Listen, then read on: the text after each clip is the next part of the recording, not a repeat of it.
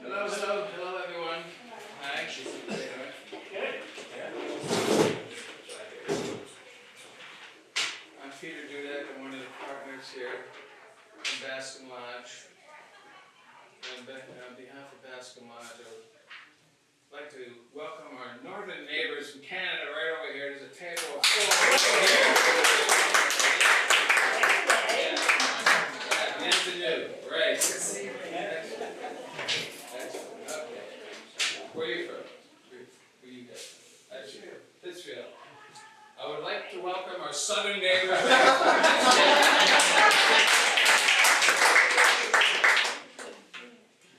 People from all over come here. We welcome them all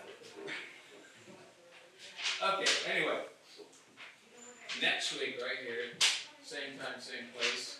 Mount Greylock through time and space with Ranger Mike. 30 years traveling in the vortex. He's going to make his way here next Sunday, 5:30. The mountain, time and space. Unusual and forgotten history that shaped the identity of Mount Greylock. I like to ask questions. The first question is, how many people have visited our website? BascomLodge.net. Fantastic. Yeah. So new people came in. Hello. Okay, what's the next question? How many people are here for dinner? All right. Lunch. Okay, lunch. Do a lot of lunch. We're open Wednesday through Sunday, breakfast, lunch, dinner, and lodging. And every now and then we do these free events. Free, absolutely free.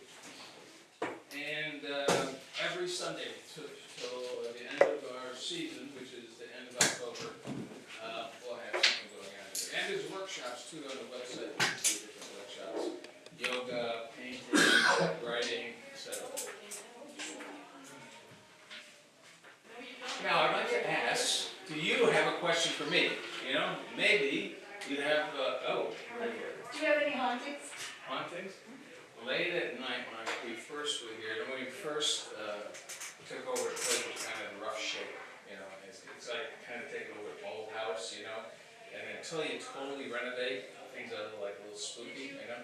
So I could hear like, you know, late, like midnight. It did like, did someone just walk by me? You know, you get that feeling quite a bit. So in that sense, I installed this panel. And I civilized the place a little bit. Yeah. But Ranger Mike, I think you might have something to say about that. Any other question? Another question? Yeah? Okay. I would like now to turn it over to Susan and Mike.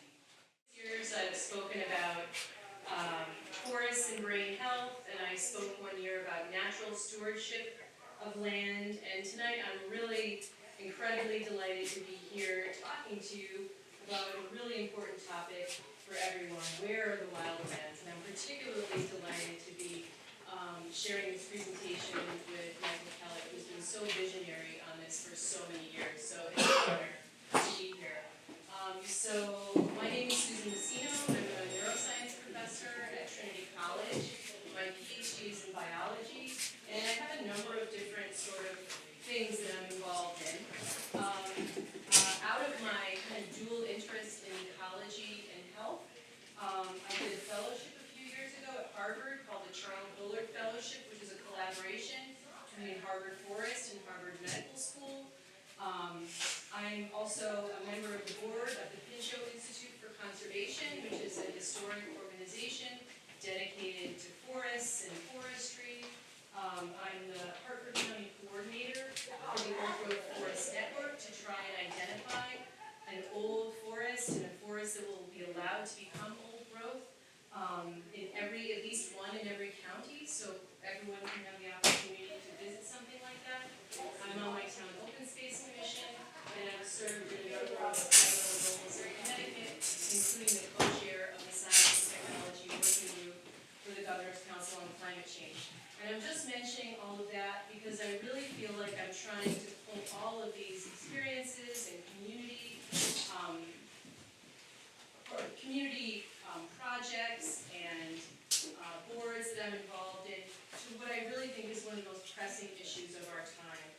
thank you for being here, and thank you for your attention in advance.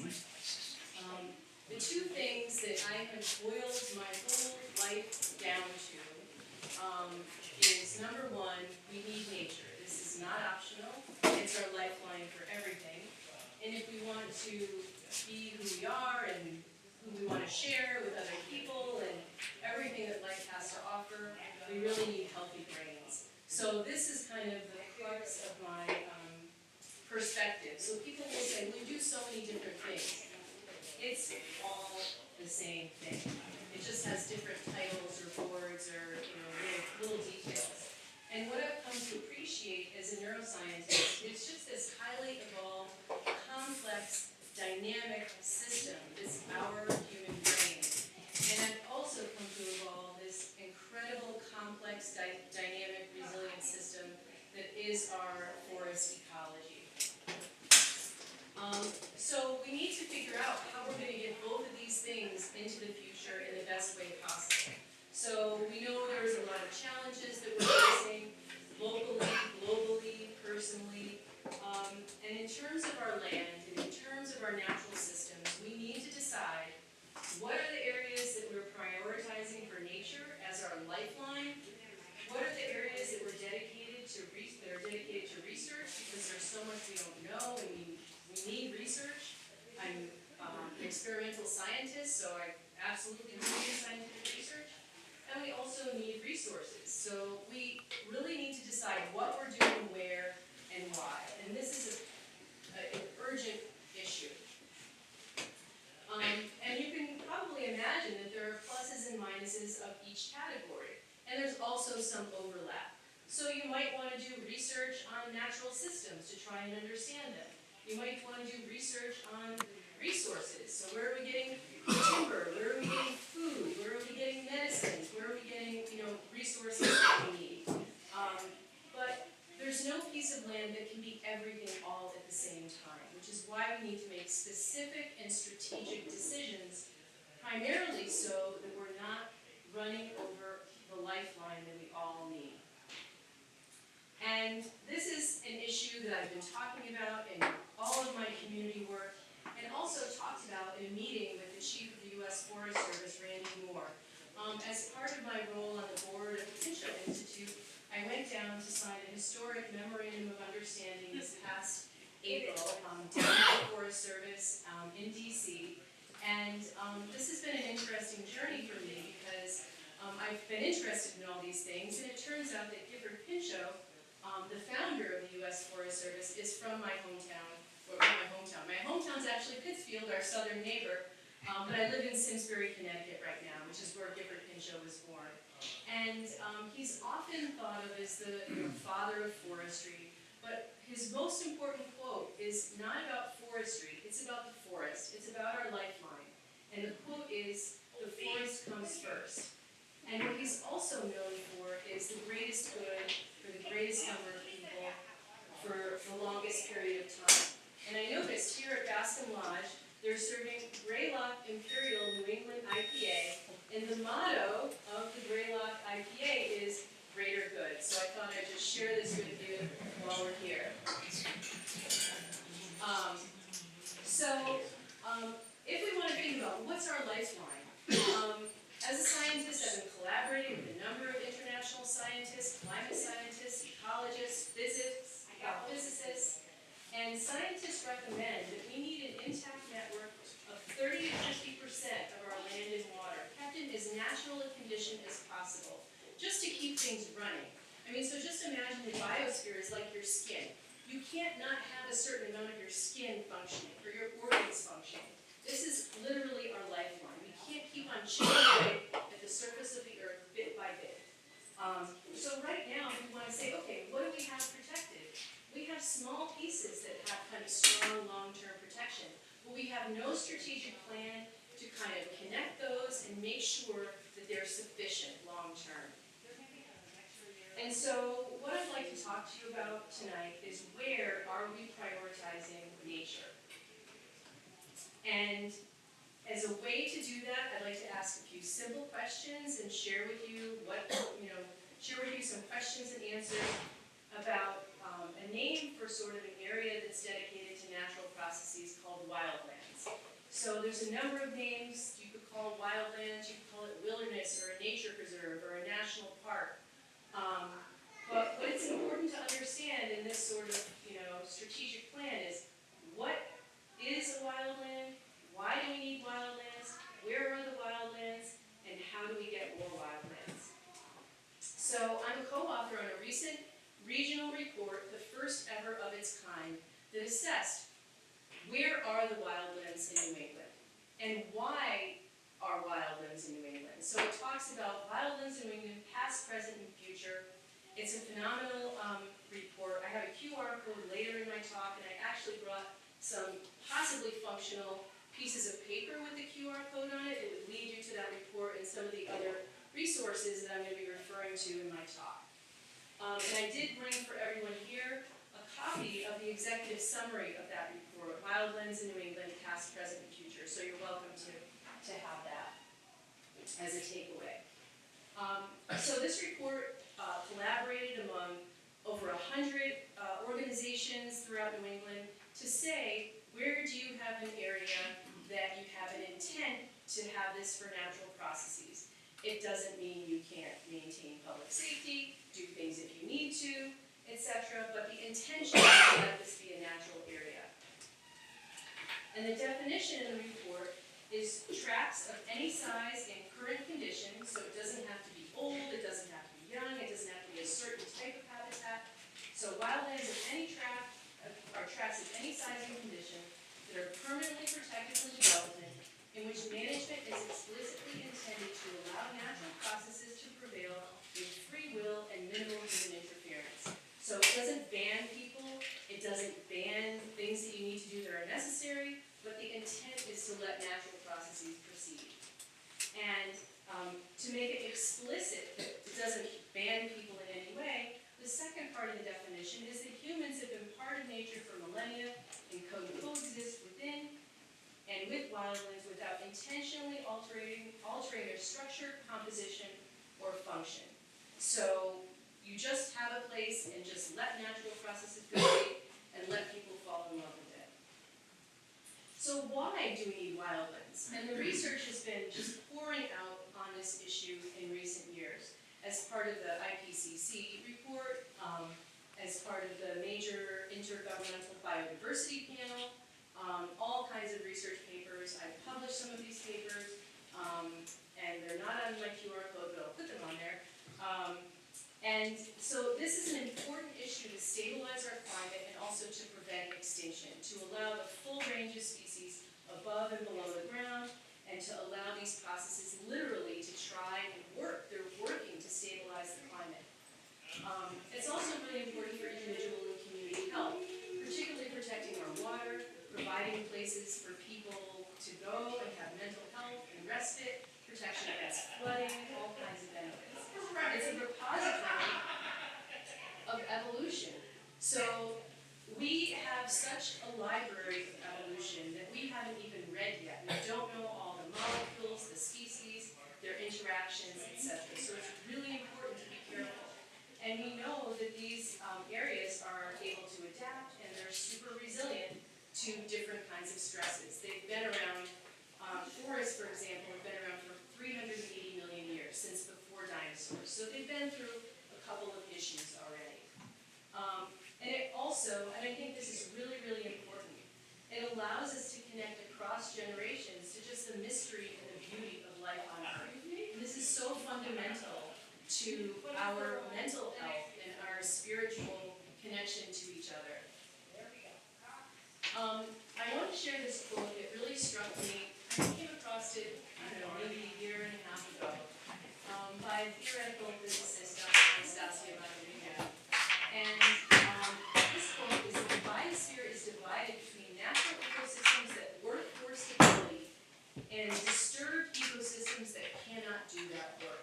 So I have looked into her research further, and it's really compelling, the case that our natural ecology is literally working to regulate local and global temperatures. And there's sufficient evidence, I think, that that's not properly accounted for in a lot of our climate models, particularly the powerful role of water, clouds, and water vapor.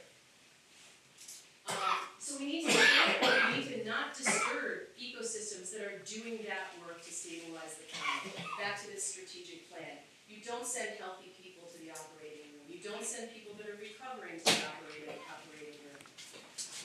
And this kind of strategic plan is something that was really evident historically in terms of, Native Americans or indigenous people always had sacred areas, or it was often the areas where shamans were, or medicine people, because they knew all the different plants and mushrooms and things were growing there. And it was really kind of a fundamental value of Frederick Law Olmsted, who just celebrated his 200th birthday as part of the Olmsted Bicentennial, where he felt like everyone should have access to nature, and that was so important for everyone, for mental health was really one of his primary values.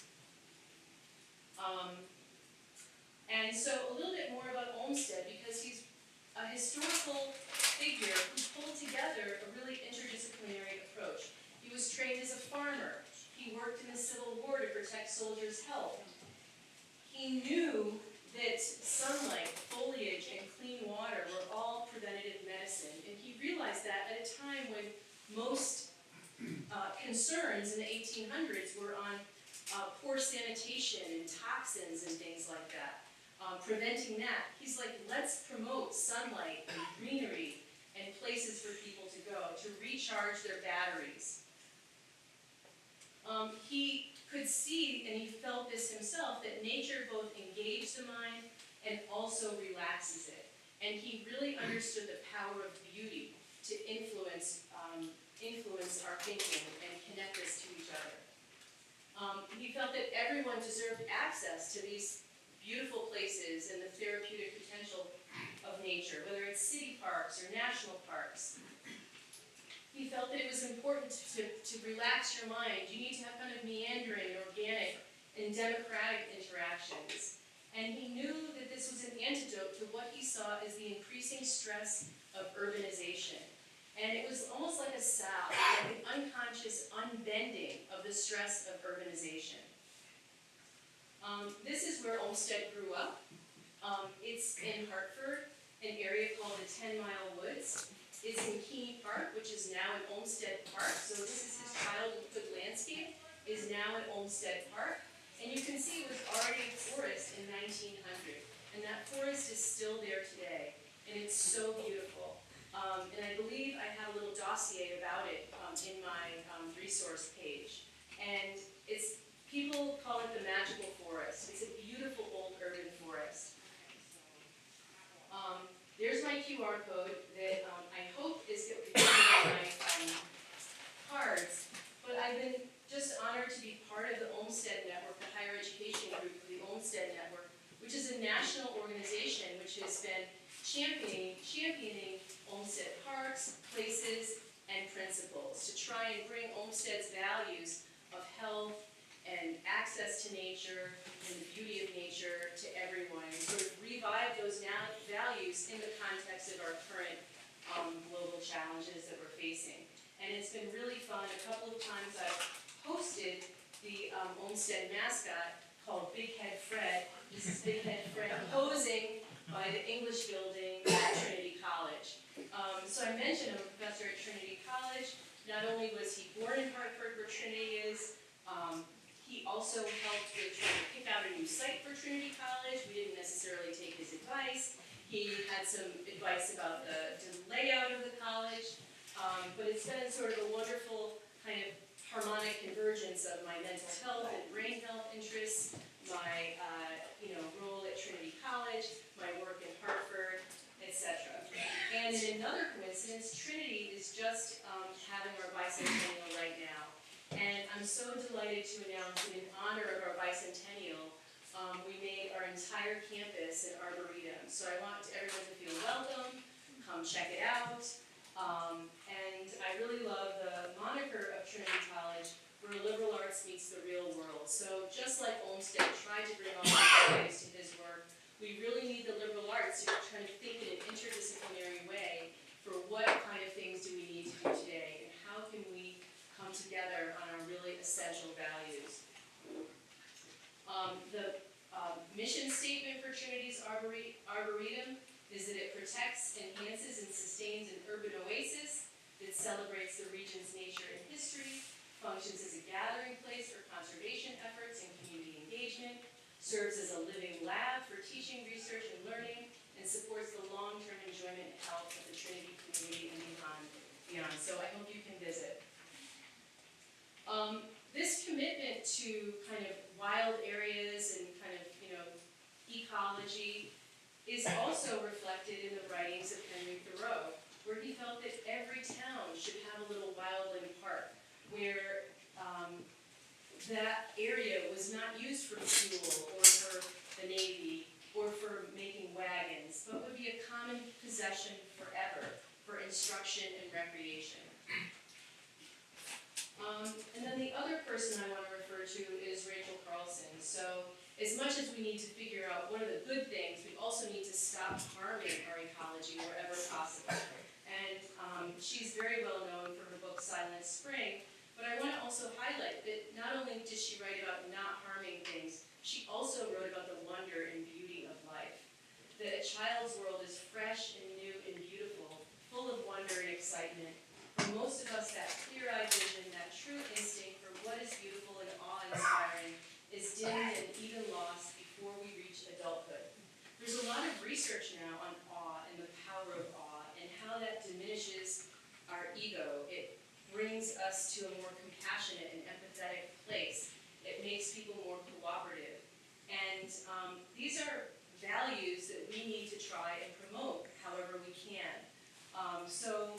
First we need to do no harm to our lifeline, and we need to think about how we can decrease anxiety and depression, promote creativity and awe, and consider that just the existence of these beautiful places and wild places is really important to people, even if they're unable to visit them.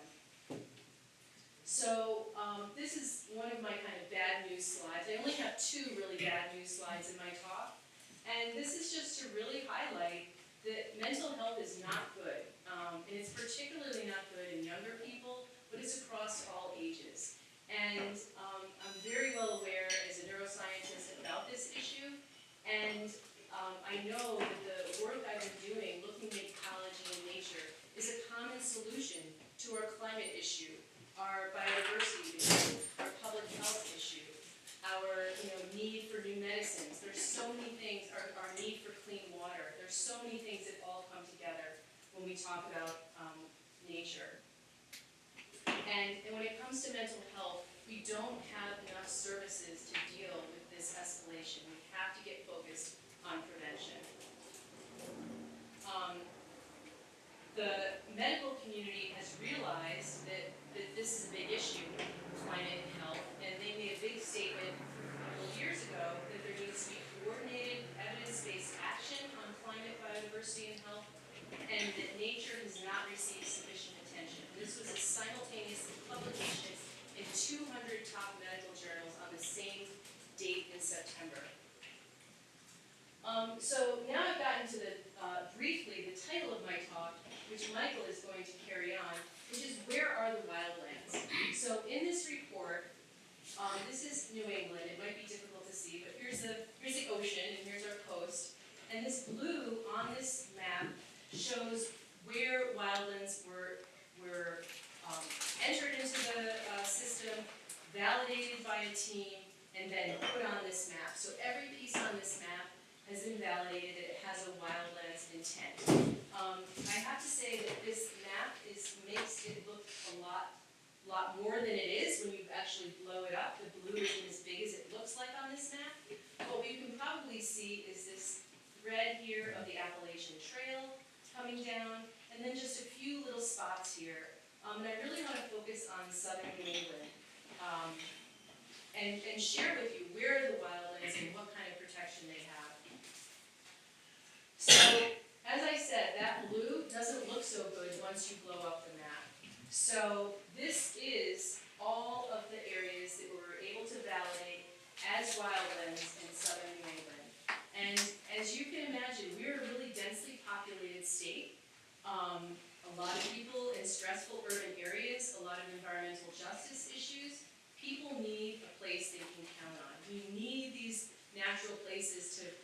allow species to move, to stabilize our temperatures, to prevent flooding, and all of that.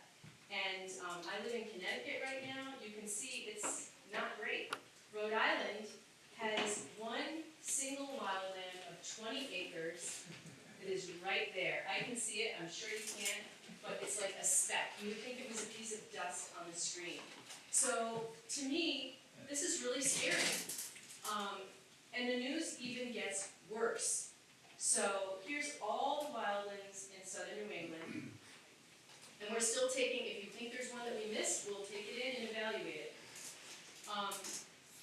But then if you look more closely at where are the wildlands, in terms of areas that have strong protection, which means kind of lasting protection by a deed, or a will, or a state statute, that's in gray. And weak protection mechanism, which is listed by owner type, are in these different colors. So let's just take a look at that.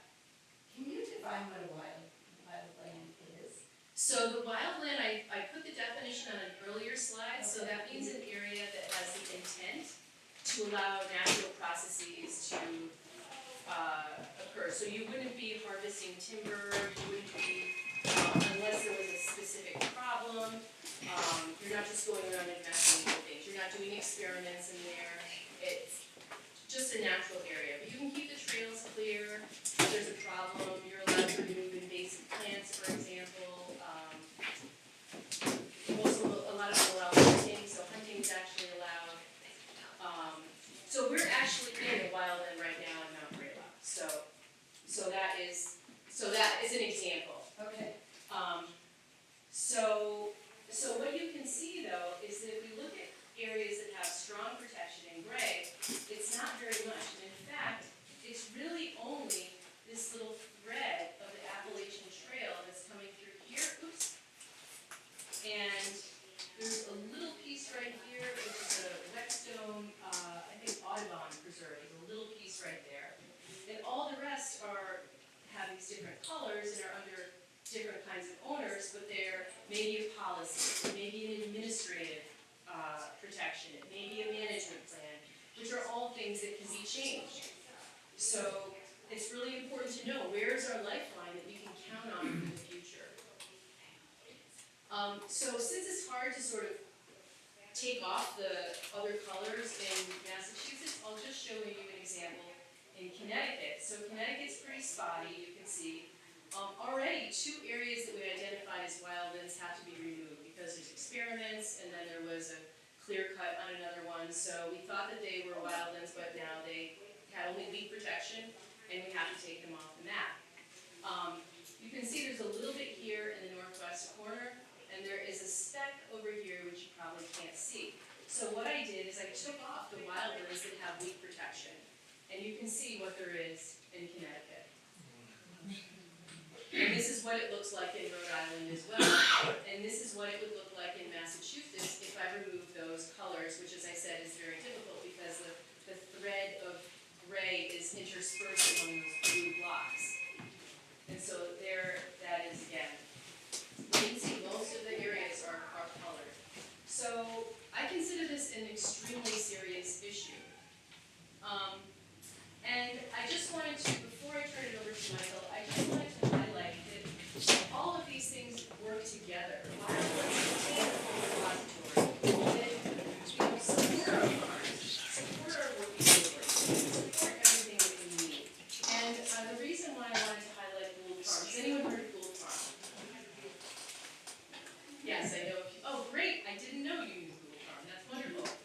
So Gould Farm is a wonderful working farm that is dedicated to helping people, typically with bipolar disorder and schizophrenia, recover.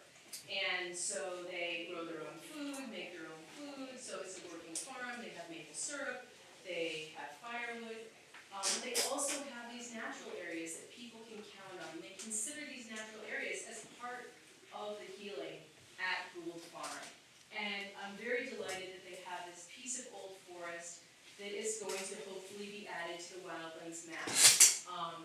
And it's very important to people at Gould Farm that they know they can always go back there and feel like they belong and feel like they have a place to visit. And everybody needs someplace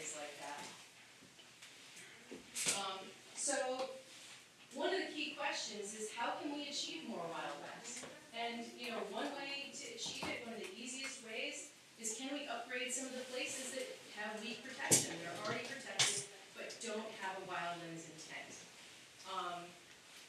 Another way is to add to and connect existing areas. We know that we need sufficient areas for species to, interact and function, and they need to be able to move as the climate changes, and migrate. We can also try to identify ideal areas, like protecting our water, riparian corridors, wetlands, etc. Old forests, special habitats, wildlife corridors, places without invasive plants. The spread of invasive plants is just harrowing. And the worst thing we can do is bring problems to an area that doesn't currently have problems. And one of the most important things to do is start asking questions. Where are the wildlands? How can we get more wildlands? And how can we knit together a lifeline that we all need? This is urgent. So I'd just like to wrap up with, pointing out that this isn't against anyone. This is for everyone. And understanding what's going on, where and why, it benefits everyone, every profession, every person of every ability and every age. Because these forest ecosystems in particular are the most biodiverse ecosystem on the planet, and they are essential to life on Earth as we know it. Just to give you a few terms that you may be more familiar with in terms of wildlands intent, some areas that typically need a wildlands intent is either a wildland, a reserve, wilderness, research natural area preserve, national park or national preserve. Michael and I were saying, are there any other names? And then area, the kind of stewardship that you would do in a wildland, which, as I said, doesn't ban people or necessary things, could be called natural stewardship, natural area stewardship, or pro-forestation, which are all kind of terms for intending to let natural processes proceed. And I want to emphasize that this is something that more and more disciplines are all coming to the same conclusion. And that's a powerful example of what's called consilience, the unity of knowledge. So to have different fields come from different perspectives and different modes of analysis to the same conclusion is really something powerful that we can't ignore. And so my final point is that Anastasia Makarivia has really helped me to understand this in a new way. Life supports life. That's its job. And we need to let life support life. And with that, I am really honored to, I guess I sort of laid out the problem, and I want to let you know that you're welcome to contact me with any follow-up questions. And I'm very delighted to turn this over to Michael Kellett, who's been working for 30 years on solutions to this, and has been super visionary on this. I'll take a quick question while I'm handing the microphone over to Michael. Yeah, I just wanted to add to your list the concept of the word sanctuary. And sanctuary has a lot of different meanings, but I'm talking about it in the opposite of dominion. The concept of dominion over all life. Sanctuary is the absence of dominion over life. Yep, sanctuary, that's good. So that would be a good addition to your list. Thank you. Give Michael our microphone here. And we're happy to take questions at the end for,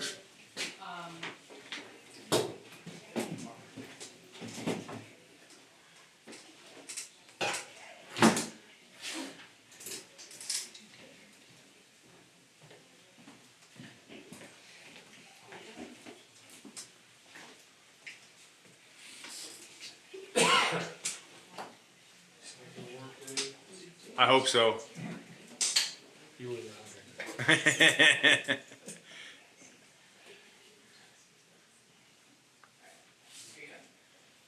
excellent.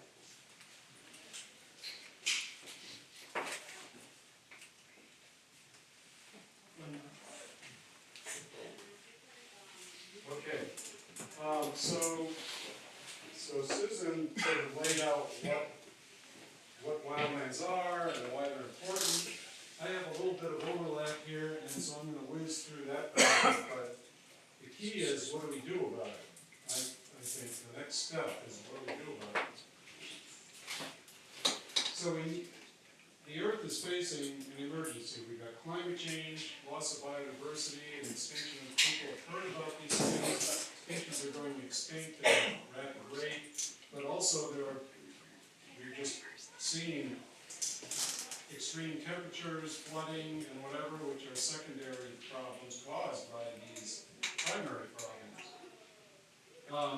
I'm not going to read all this stuff, but the fact is that we know more and more of the mature and old growth forests. So old growth forests are old forests that have basically been left alone. Either haven't ever been cut or they haven't been cut in a long time. There aren't very many left in the eastern United States. But they are really important for climate. They store carbon, which keeps it out of the atmosphere. They help cool the atmosphere.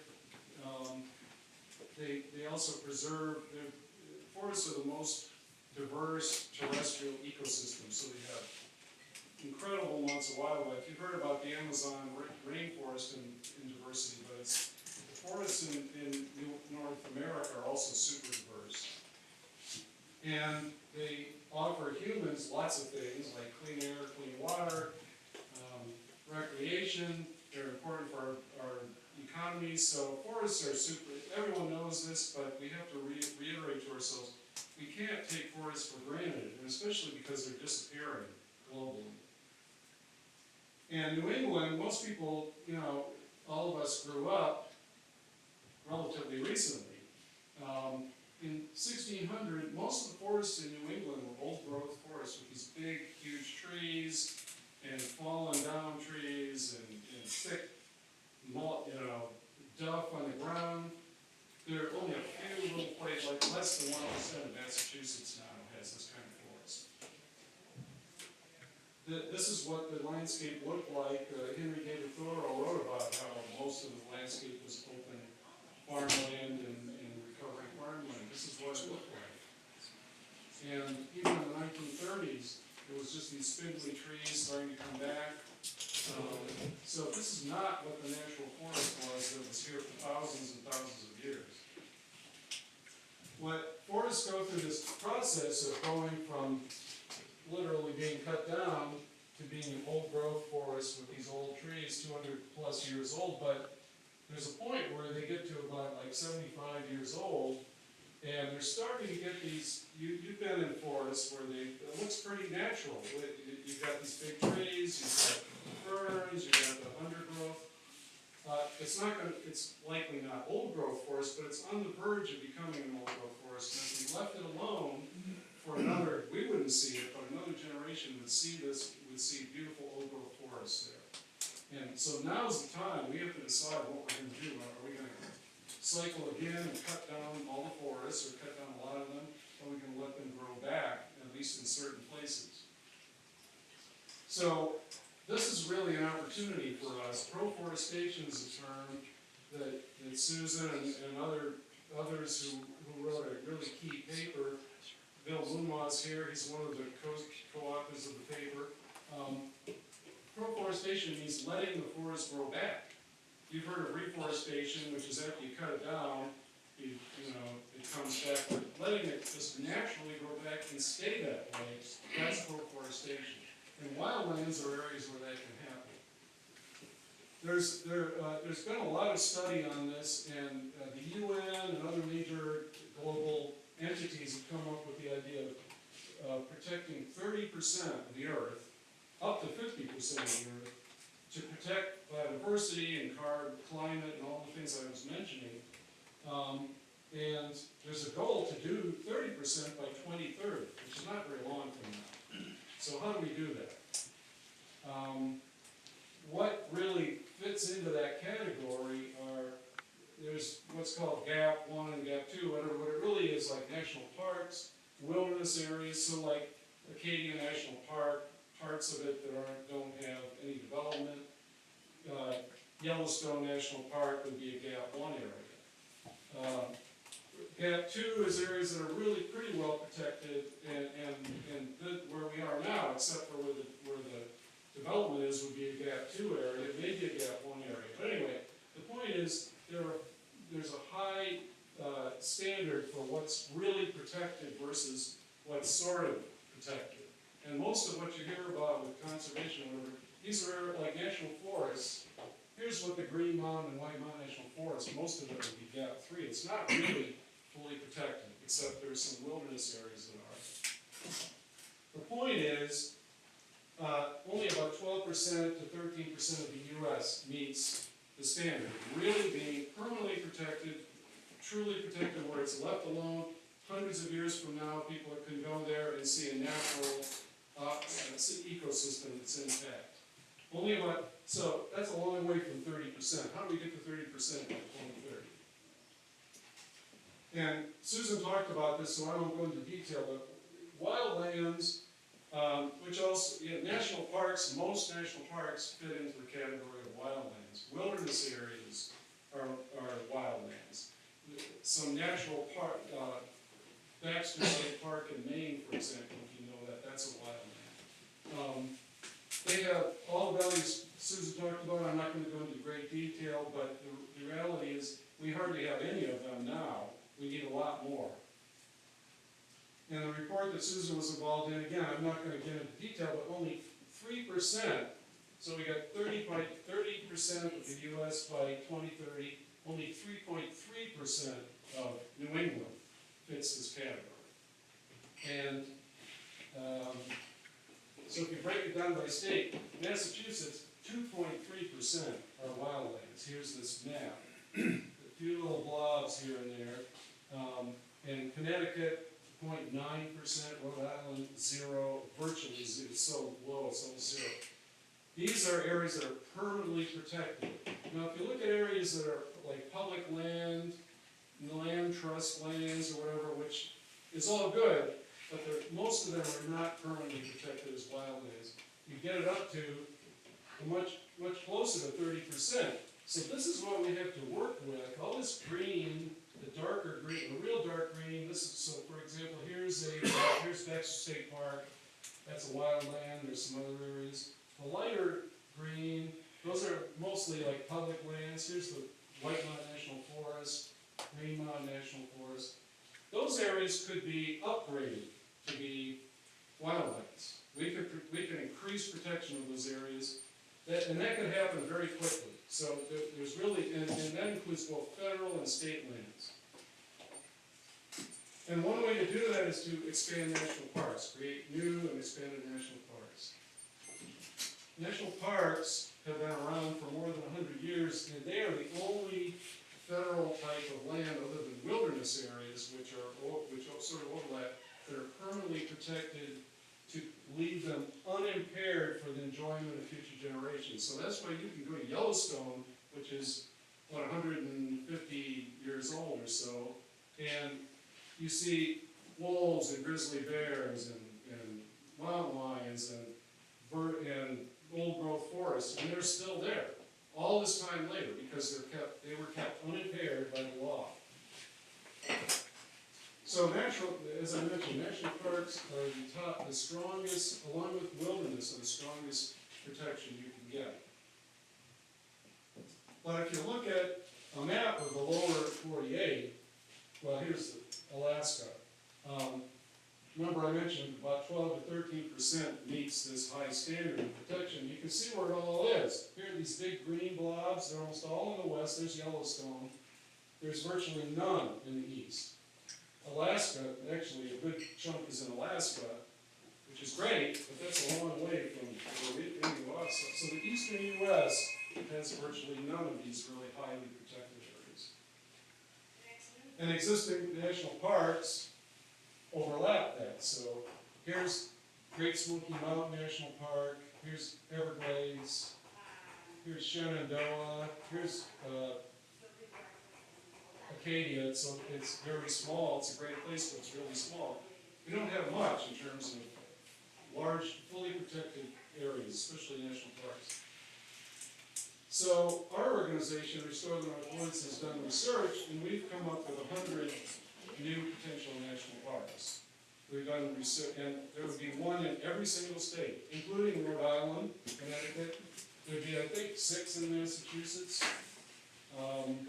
these are all areas that really could be national parks, and what this would do is it would increase, I don't know if I have a slide for this. It would increase the amount of these GAP 1 wildland protection areas to about 20% of the US. Now it's about 12–13%. So if we shift it over, and most of these are already public lands, like the Wildlands National Forest, we already own it, except they're logging, they're doing all kinds of not very good stuff. We could shift it over, make it a national park, it would be fully protected. The criteria, I won't go into detail here, but again, national parks are important for climate change, for biodiversity. Think of Yellowstone with all the wildlife. Climate, you've got these huge forested areas that hold all the carbon and keep it out of the atmosphere. People, of course, national parks, in fact, they're so friendly to people that they're being loved to death in some cases. Some parks are overcrowded. So adding more parks would actually help to relieve the crowding. And then you start looking at areas that are really threatened, areas that are, again, areas that are already public. But these are easy opportunities for where to focus efforts. So again, I won't go into great detail, but national parks are fully protected. So you go to, say, Olympic National Park, anyone who's been there in Washington State, these gigantic Sitka spruce or whatever, these hundreds of year-old trees, they've got a huge amount of carbon stored there. The Tongass National Forest in Alaska, which you may be aware of, is not a national park, and they're logging there. So you've got these incredible forests that are being logged. That should be a national park. And biodiversity, again, I mentioned, think of Yellowstone, think of the Everglades, think of the wildlife that is there. These are natural ecosystems. Nobody's messing around with these ecosystems. They don't need any help. Nature doesn't need help. You just leave it alone, and nature does its own thing, and the result is you have incredible biodiversity. We could, and when you do that, it benefits people too. I mean, this is the nice thing about national parks. It's not like taking your medicine to help climate change or biodiversity. This is a gift to ourselves. When we give ourselves a national park, think about, I'm sure everybody here has been to a national park somewhere, and think about the memories of that. Think about how important that was to you, that experience. Well, as we know, most of the country, you can't go to a national park nearby. You gotta fly, you gotta drive a long way. We could make these available to everybody if we expanded the park service. And one of the things that's really interesting too is people don't think about it, but national parks are really good for the economy. If you only think about money, you only think about the economy side, not all the other stuff. National parks boosted local economies in 2021 by $20 billion and supported 323,000 jobs. So this is like Bar Harbor, this is like Springdale, Utah, this is all across the country. And most of the eastern United States is not benefiting from this because Cape Cod, which is a national seashore, is a national park service area. It's not a full national park, but even that, as we know, the major part of the economy there is tourism. So here are again, I'm going to not spend tons of time, but here are the potential parks in the Northeast. So we've got Berkshire, which we're in. We're going to talk briefly about it. Cape Cod could be expanded and upgraded. Down East Maine, there's some really important wildlands there. Green Mountain National Forest, White Mountain National Forest could be shifted to be national parks.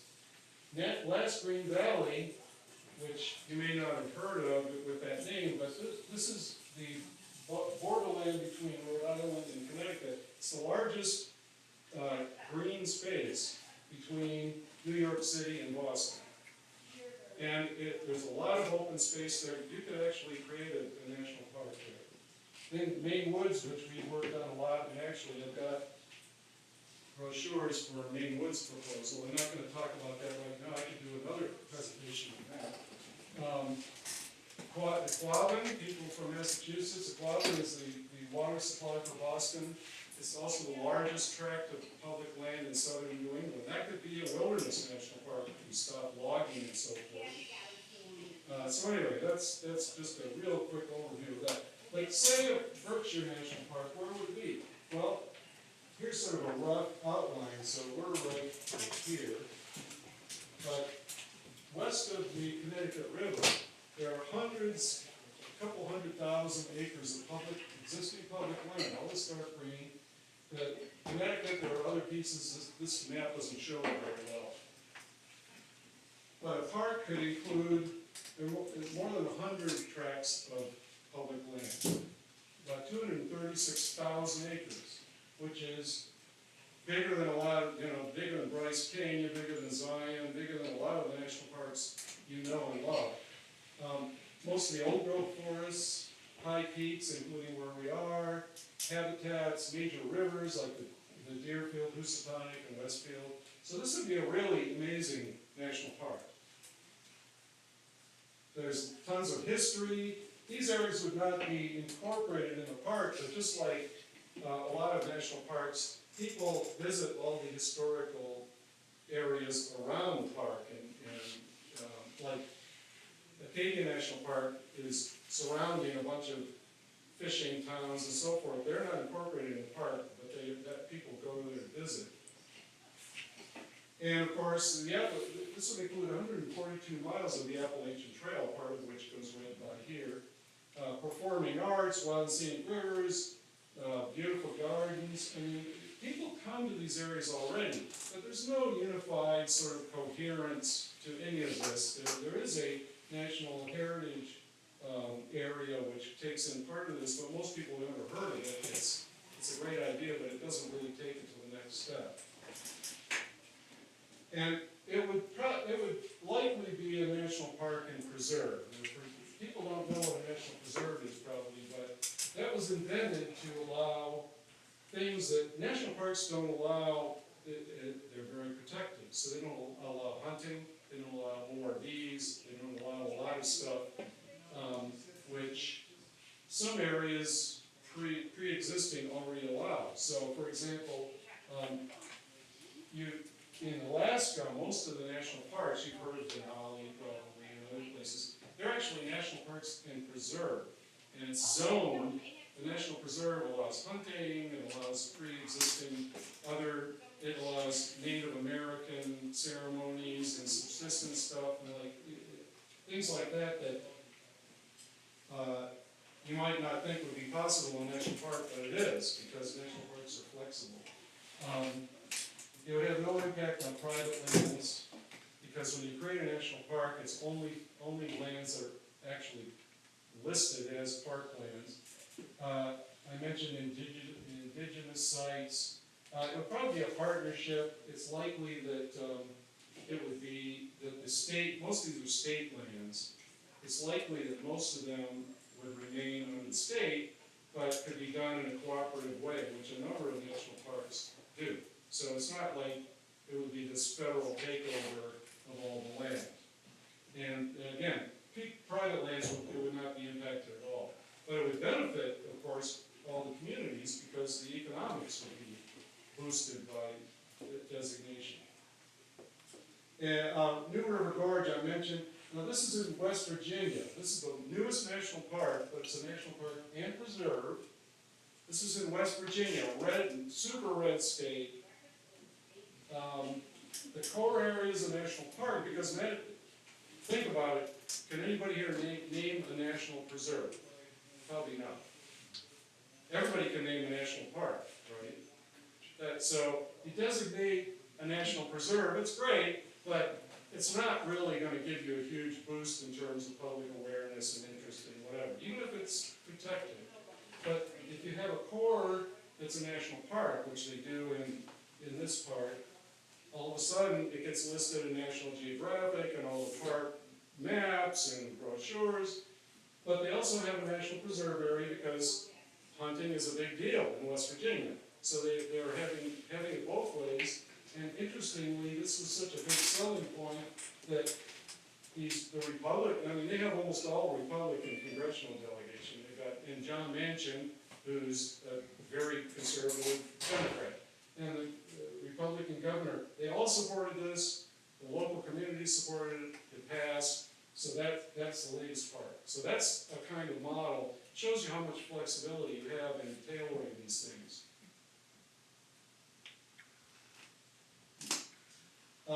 So, is it really feasible, though, of course, is a legitimate question, because, of course, in this day and age, there's a lot of political division and so forth, but the Pew Research Center does these surveys every couple of years. And one of the things they always ask is, what do you think of federal agencies? What's your opinion, favorable or unfavorable? Well, like forever, the number one is U.S. Postal Service. Number two is National Park Service. And then you go down to NASA's below the National Park Service. You got, Veterans Affairs is way down here. The point is, national parks, everybody loves national parks. So it's the kind of thing where politically, you just have to get over sort of the barriers, the obvious barriers, and you can get really big public support. So the way it's done is you have to come up with park proposals, you have to come up with grassroots support, you have to build public support, you have to get people to actually speak out for it. You find members of Congress, you have to pass a bill to do it, you have to pass bills of Congress. Although the president can designate national monuments, which you probably heard about recently, although it has to be federal land, so it wouldn't work for the Berkshire. And then you work on, just like passing any legislation, you work on getting them to pass bills to do this. So, what can you do to further protection of these areas?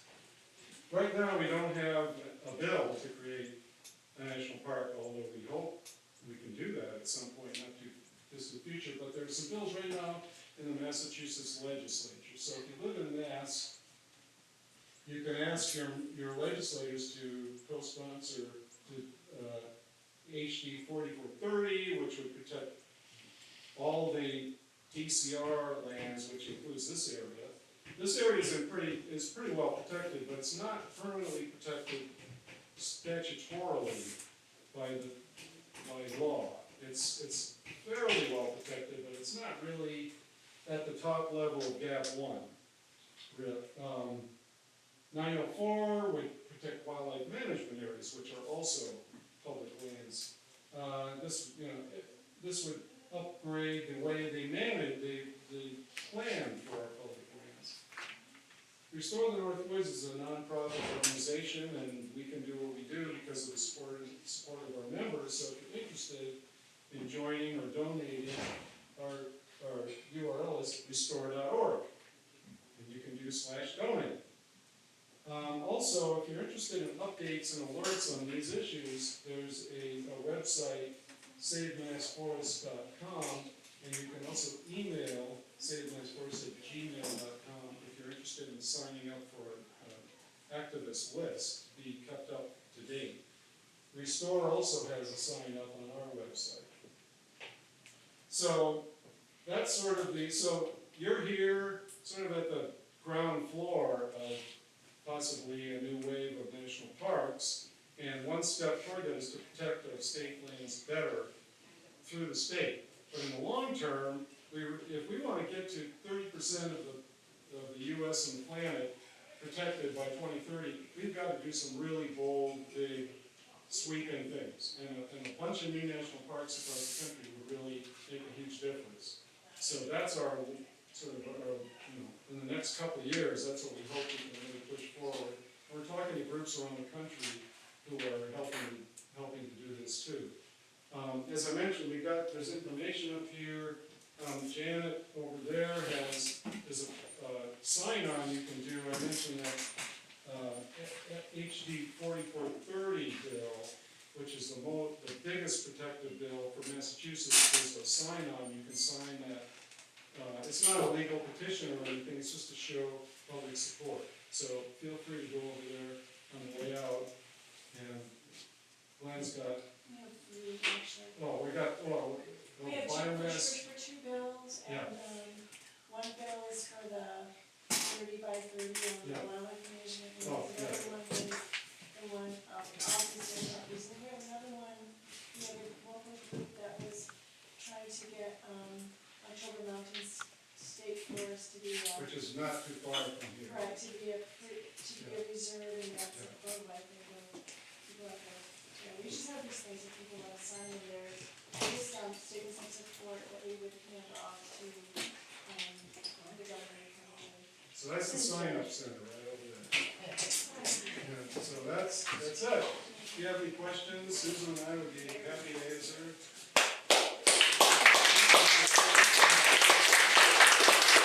I also have these executive summaries of the Wildlands report if you want those. In my area, No, go ahead. in my area, they have the Audubon Society. The city of Westfield, West Springfield, had the Audubon Society doing that, to preserve the land. Is that comparable to what you're doing? Is it not in agreement with what you're doing? How is that interplayed? They have a range of how they manage. Some of their areas would be like a GAP 1 national park kind of left alone area. Some of the areas they're doing management, which isn't necessarily what I would do, but it's protected from being developed into, housing or whatever. So but they wouldn't fit into the gap that what I showed as the GAP 1 or GAP 2. Those areas would not. The other problem is that although some private land trust lands, they have layers of protection, it's hard, even if they want to, they have a hard time ensuring that 100 years from now, is that really going to be fully protected? How can they ensure that that's the case? So they're doing what they can do legally. The best way is to have another layer over that of state or federal easements or other conservation easements or things like Oh, that. they can go over that? Yeah, they can come to an agreement where there's another layer that basically, and the thing about creating a national park is you draw a line around the area, all of a sudden it raises the importance of protecting it, so it makes it easier to get donors, for example, to donate land that's going to be fully protected. The land trust might be more likely to be able to get money for an easement for forever wild on their lands if they want to do it. So that's a part of the solution, but it ranges from, there's a group called Northeast Wilderness Trust, which only does like wildlands and wilderness service, and there are other land trusts that do farmlands or whatever, which is great, but those are not wildlands, that's different. So there's a whole range of things. And there's a lot of good work, but we have to really think about what does that leave in terms of permanently protected areas. Glenn? Yeah, thank you for the presentation. Recently, the state legislature had a special commission on DCR, and they put out a report, and in that report, they studied all of the DCR lands in Massachusetts, and we're on one right now. And their report showed that currently, there is over $1 billion of deferred maintenance backlog on our state parks in Massachusetts. More than $1 billion of deferred maintenance backlog. How will we ever zero out that deferred maintenance backlog?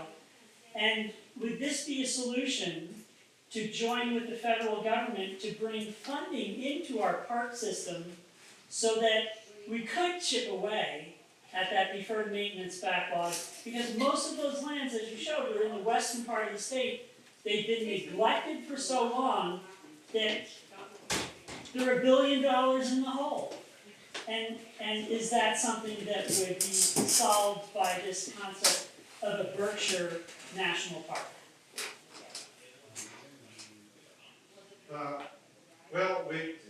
One thing that was just done recently is the Congress assigned, I can't remember the number now, but I believe it was $1.5 billion or $2 billion for the national park system for exactly that across the country. The permanent So, funding of the land This and is water federal conservation. funding. So they're, at the federal level, with national parks, they're recognizing that it's a problem. And of course, the federal government has a lot more money for this kind of thing. I mean, that's a couple $1 billion is like chump change for the federal government. For the state, that's a huge, $1 billion is a lot. So one of the reasons I think the state ought to think about these sorts of things is it would take a load, shift the load off, financial load off the state, and share, all of a sudden you go to the federal government, 330 million people all of a sudden are co-owners of an area. That spreads it around to a lot of people. So, otherwise, I don't know, it's tough for one state to come up with that kind of money anytime soon. And part of it is they, for years, they neglected these problems. So they didn't allocate money over the years that would have made it a lot easier. We're number 48 in the nation Yeah. on support, state support for funding our state park system. Yeah. We're 48, Yeah. at the bottom, not at the top, I at the mean, bottom. we're ahead of Mississippi and Alabama. Maybe. Yes, probably Mississippi. That may be unfair, but it's probably true. Any other questions or comments? Bill? It sounds to me like you're talking about something that's already in existence, which is the Adirondack Park, which is which is enshrined in the Constitution of the state of New York in the 1890s, and it was attempted to revoke in the 1960s, and it was rejected. And I think it's a little over half, within the blue line of the park, over half of it is fully protected in the park. And the rest has their towns and villages and various other things, but there are real restrictions on what they can do that would disrupt things. And the state is continuing to buy and add additional land, if I understand. I was just up there, I've been up there a couple of times in the last 6 months, and it's very impressive how that works.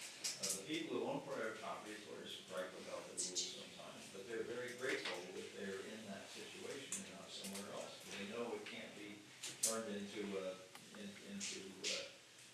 something like North Conway, New Hampshire or something, which is kind of a honky-tonk tourist gizmo. But it's very impressive to see the strong support by the people who are within that would be Berkshire. Well, Massachusetts could do that.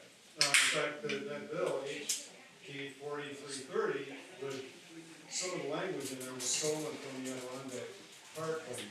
So it's not impossible.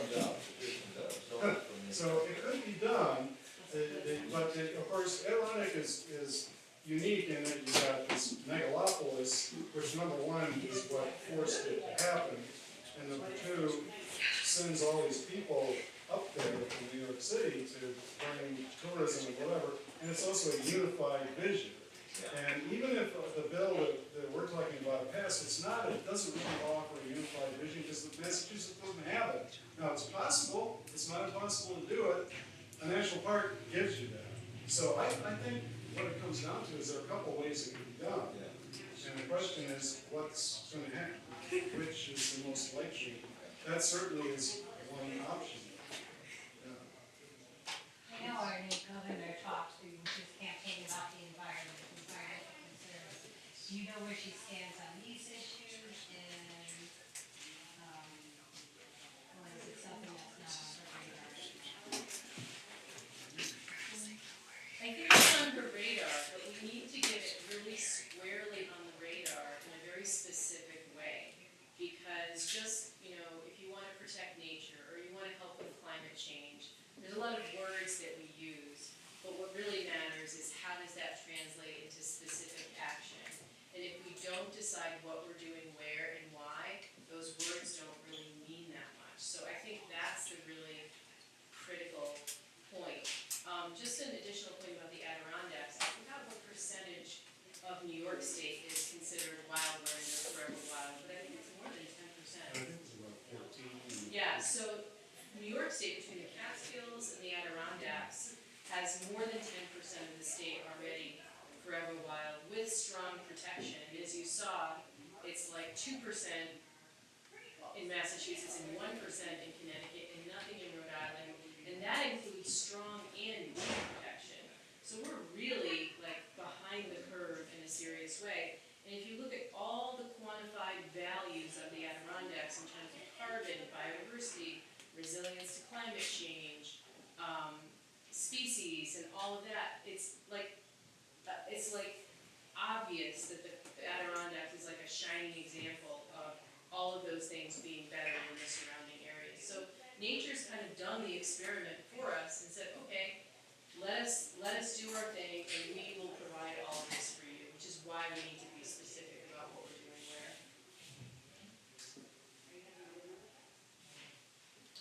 Any other questions?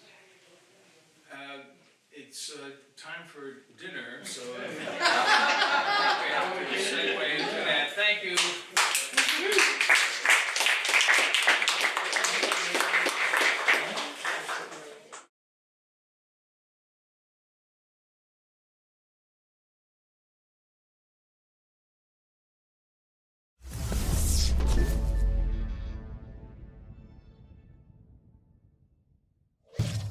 Funding for Simsbury Community Television is provided in part by contributions from viewers like you. Thank you.